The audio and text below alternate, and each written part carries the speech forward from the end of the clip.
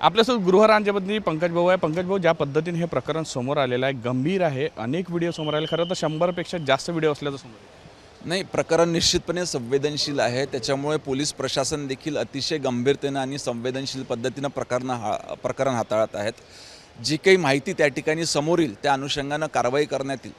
कुठंतरी विकृती समोर आलेली आहे. असे अश्लील व्हिडिओ बनवत होते, कुठंतरी मूत्र जे आहे ते सुद्धा पाजल्या जात असल्याच्या काही गोष्टी येत आहे. अनेक लोक, खरं तर अनेक शासकीय अधिकारी सुद्धा त्यांच्याकडे जात होते आणि जमीन खरेदीचे सल्ले सुद्धा देत होते. कसं पाहता तुम्ही? नाही, त्या ठिकाणी शासकीय अधिकारी असो, लोकप्रतिनिधी असो, कोणी असो, गुन्हेगार हा शेवटी गुन्हेगार असतो.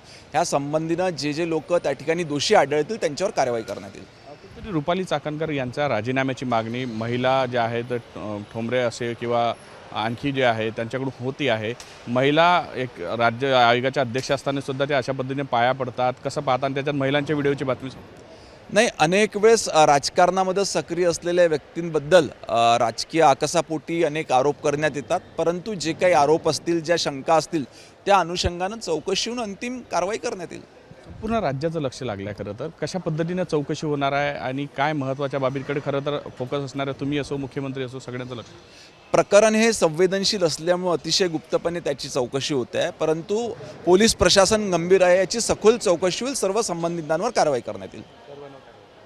संबंधितांवर कारवाई केली जाईल अशी माहिती जी आहे गृह राज्यमंत्री पंकज भोरे यांनी साम टीव्हीशी बोलताना दिली. व्हिडिओ जर्नलिस्ट सौरभ बोलेसा, पराग डोबळे, साम टीव्ही न्यूज, नागपूर.